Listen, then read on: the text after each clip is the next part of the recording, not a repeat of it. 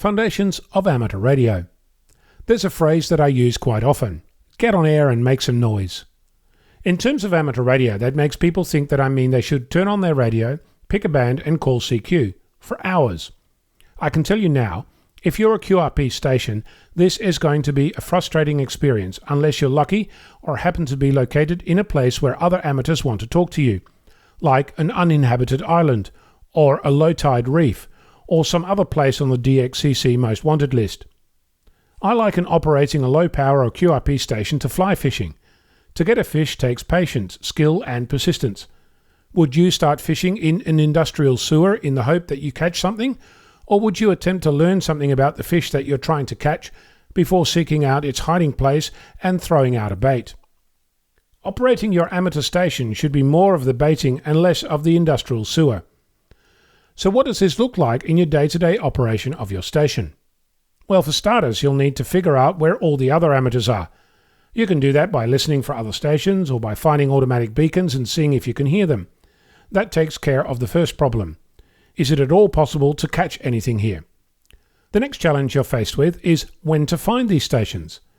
You'll need to do some reverse investigation.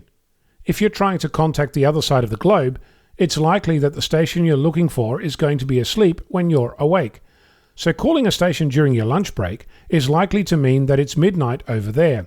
So pick a time when they're likely to be awake, the beginning or the end of their day, which happily coincides with the grey line, when the sun is just on the horizon, when radio propagation goes through some magical transformations. If you call on a Wednesday, it's likely that they're also in the middle of their work week. So think about how to plan for this.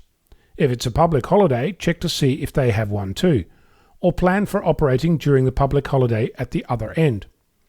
If there is a large amateur radio contest at the other end, you might find that your station is desirable as a contact, or the opposite might be true. So check that out. Of course, I'm not able to cover all the variations of this, and it will be specific to your station. So spend some time planning and learning about what a contact might look like.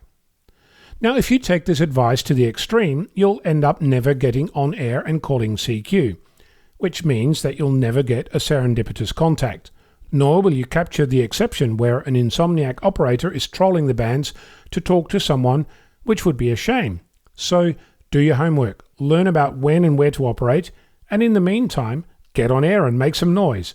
I'm Onno, Victor Kilo 6, Foxtrot, Lima, Alpha Bravo.